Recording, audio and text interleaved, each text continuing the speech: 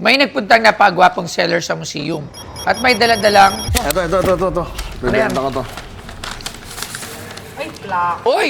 Wow! Ang Philippine Centennial Commemorative Vehicle Plate na ito ay ginawa para sa pagdiriwang ng isandang taon ng kalayaan ng Pilipinas noong 1898. Hindi ito regular na plaka ng LTO, kundi espesyal na memorabilia na inilagay sa harapan ng sasakyan. Dahil sa edad, disenyo at koneksyon nito sa Philippine Centennial, mahalaga ito para sa mga kolektor ng lumang plaka at kasaysayan ng bansa. Ang tanong, mabibili ko ba ang item na to o hindi? Kaya panoorin ang buong episode. Anong bibenta mo? Dito lang sa Pinay Pawn Stars! Uy! Boss. Ito ang gusto kong mabili. Pogi mo talaga, boy. Boy. Iba ka, boy. Alam mo, nababakla nga ako sa'yo, boy. Ibang dating mo. Delikado yan. Medyo... Ngayon, alam mo, sa lahat ng bisita ko, hindi ako napapugian. Wala akong paalam sa mga pogi. Sa'yo lang. Ito, wala pang ayos to. Oh, wala pang ligo Nagbihis ata. lang. Naligo naman. Hindi naman... Mukha naman naligo, pero... Natutulala ako sa'yo. Iba ka. Grabe. Nawawala yung ano ko. Ang angas mo. Parang normal lang sa akin yung mga ganyan, mga nakatingin. Pag nagbabasketball, ang dami nakatingin Ayoko sa na, baka akin. may labaw sa'yo. Anong benta mo? Ito. Bibenta ko to. Ay, black. Uy! Ay, Wow! MMDA! Eksakto! MMDA! Ang item na ito ay isang Philippine Centennial Commemorative Vehicle Plate na ginawa para sa pagdiriwang ng ika-100 taon ng kalayaan ng Pilipinas noong 1878 hanggang 1978. Makikita rito ang Centennial logo, temang Kalayaan, Kayamanan ng Bayan at markang MDAU 7. Mayroon din itong NCC Security Validation numero 1021888 bilang patunay ng autorisadong paglabas nito. Nakasulat sa likod ang GJB Enterprises Incorporated, ang kumpanyang gumawa at namahagi ng commemorative plate kasama ang markang GOB. Hindi ito regular na plaka ng LTO, kundi espesyal na memorabilia na inilalagay sa harapan ng sasakyan dahil sa edad, disenyo at koneksyon nito sa Philippine Centennial. Mahalaga ito sa mga kolektor ng lumang plaka at kasaysayan ng bansa. At ang binibenta sa PP Stars ay ang Philippine Centennial Commemorative Vehicle Plate. O, luma na to, ha? Philippine Centennial 1998. Oo. 18 years. Di ba? 18 years na. Saan mo nakuha to? Sa lolo ko yan, so pinabenta niya sa akin. And yun. Ah, ang ganda. Magkano mo naman ito binibenta? Siguro ano sa akin? 100,000. 100,000. Ganun ba ang plaka ngayon? Hindi ko alam eh. Pagka luma, hindi ko alam. So, kailangan natin ng expert. Wow, eksakto. Mainit na mainit ngayon ang usaping MMDA dahil kay paring Gabgo. Kilala mo ba yan? Si Gabgo, yung SOG head. Si Sir paring Gabgo. Gabgo. Dahil dun sa kanyang insidente na merong isang teacher na nasita at na ticket dahil walang helmet. So, dalawang panig yung nagpapalitan ng mga kanilang mga opinion ba. Yung iba naman, sinasabi naman na mali yung guro, which is totoo namang mali yung guro. At yung iba naman, sinasabi na yung pamamaraan ni paring Gab, Pagsita ba? ng pagsita. So either way, walang tama, walang mali, kasi laging sa mundo, meron laging dalawang panig. Hindi mo pwedeng ipilit yung gusto ng isang tao, tsaka yung gusto ko. So kung malawak ang utak mo, wala ka nalang papanigan. Kung di ka naman nasaktan, di ka naman nagkaroon ng harm sa sarili mo, Hindi ka na makasama doon. mas mabuti na lang na tingnan mo na lang kung ano yung mga nangyayari. So, ganun lagi. Kaya, hindi ka na, yung opinion ng tao, natural yan. Wala ka talaga magagawa. Pero si Gab naman, ginagawa niya lang din yung trabaho niya bilang MMDA. Magkano ito binibenta ulit? Dito, 100,000 yan. So, para makasigurado tayo, so, syempre tawagin natin si Angelo Bernardo. Angelo Bernardo, pasok! Ayun ang ating expert. Na-miss natin yan si Sir Angelo. Sakto, luma to. Luma. Luma, basta luma. Good morning, Sir Angelo. Luma ba talaga yan? Oo. Pagka break, kailangan luma bago natin pwede i-bet. 18 years. 1998 eh. Pwede na, pwede. 18 years. Considered na luma. Alright, so tingnan mo, ano ba yan? Legit ba? Kasi marami syempre pwedeng gumawa eh. Well, Meron pala. legit yan. Ito ano yan, commemorative plate na ginawa ng Philippine Centennial noong 1998. Alright. No? So, para ito, usually custom made yan. Di ba? Kung ano yung gusto mong pangalan na ilagay dyan, pwede. Okay. Time na yun. Pero LTO din, release siya ng LTO. Official na ano to. Official na release ng LTO. So hindi siya yung basta pinakostom mo lang. Alright? na ano talaga. So, wala na yung kapares niya. No?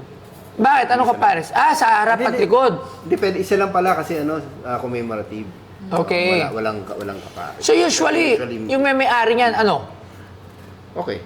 Well, malamang MMDA yung may-ari nito. Dati.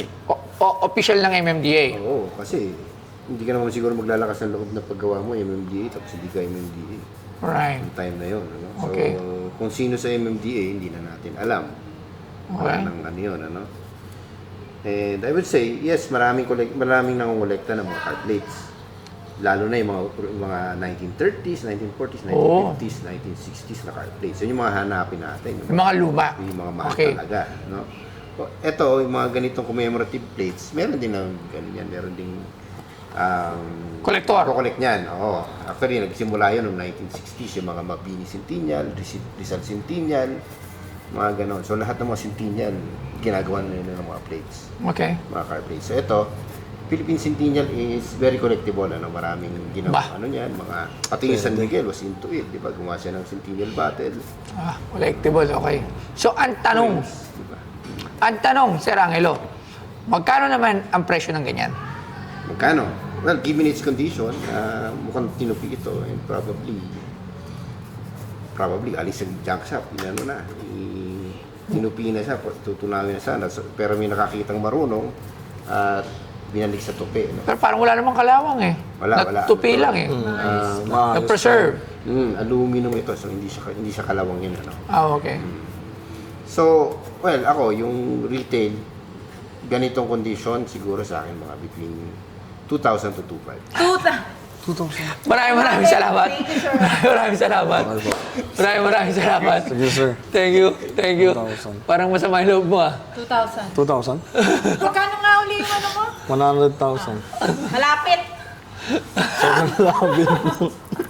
Sorry, Baka sir. naman sasabi mo sa ating expert. Parang gusto mo dagukan na kanina eh, no? Hindi, tama din naman yung sinabi niya, pero sa akin, hindi tama yun. Parang gusto mo Oo, i-ampas to parang kanina eh, no? Parang gigigil ka eh, no? Wala pa yung pamasahe ko sa jeep eh. Ha? Okay, so narinig natin yung sinabi ng ating 2,000 expert. to 5. So 2,000 to 2,500. 2,000. So pero syempre dahil ikaw naman nagdala, hindi ko nababaratin. So 2,500. Akala ko. 2,500? 5,000, gano'n. Totoo ba? 2,500 to? Ang baba kasi. Iba ang mga expert ko rito, mga barat ang expert ko rito. Hindi. Totoo, nagsasabi siya ng totoo na yun yung collector's value. 2,500. So, sige, gawin ko ng 3,000. 5,000. Sobrang mataas na yun eh. Mataas na yun eh. Tapos, Parang sama ng loob niya, no? Oo, parang Paano wala yung pagkapogi niya? Parang, dapat kasi, tingnan natin kung magbabago. Tuwagin ko ulit yung expert. Tingnan natin yung charisma ng lip bite mo. Balay mo, madala mo siya sa lip bite. baka mabago O, tingnan natin na. Sir Angelo, saglit lang. Meron lang, titingnan lang natin yung charisma nito ni Myong lip bite. Halika rito. Sige. Sige. Kasi nagulat siya sa price mo eh. Kung ngayon titigan, Magkano yung price mo? 100,000 to eh. Okay. titigan mo siya ngayon. Ngayon titigan mo lang siya. O, sige, titigan mo lang Baka siya. mabago pa po dito. O, sige. Baka mabago pa. Titigan mo siya. Hini-hypnotize ba ako? Pinapakita niya gano'n siya kapogi. Baka po mas tumaas O pa ngayon, bayan. magkano na ang price? Well, Tigtigan mo muna given siya. Okay. Given na hot issue ngayon yung MMDA, Ba't hindi ka makatitig sa pogi? Hindi ka makatitig, hindi siya makatitig. Yung lip bite ko po, may May charisma. Doon siya nakilala. Sa lip bite. Yan. Hindi mo siya napapanood siguro, pero siya si Myong lip bite. Kaya yan ang charisma niya. So, Napapagano tuloy. Napapagano, no? Ayan. maaaring magbago yung presyo mo. Ngayon susubukan natin. Sige. O, tanong ulit, o. Tawa-tawa ka. Ba't po natawa po kayo? Oo, magkano ngayon? Sige.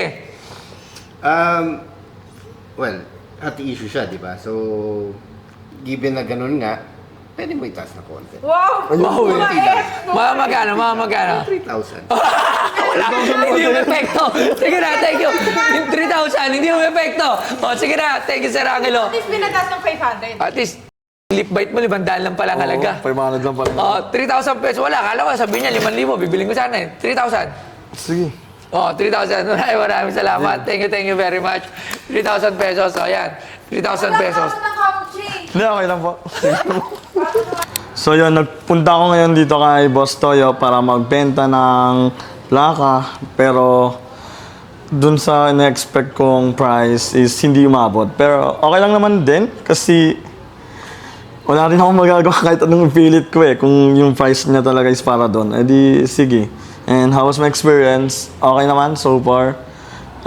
Sana kung sakaling makakita pa ako ng ibang bagay, makabenta pa rin ako dito. Tapos makuha na talaga yung totoong presyo na gusto ko. Yun lang po.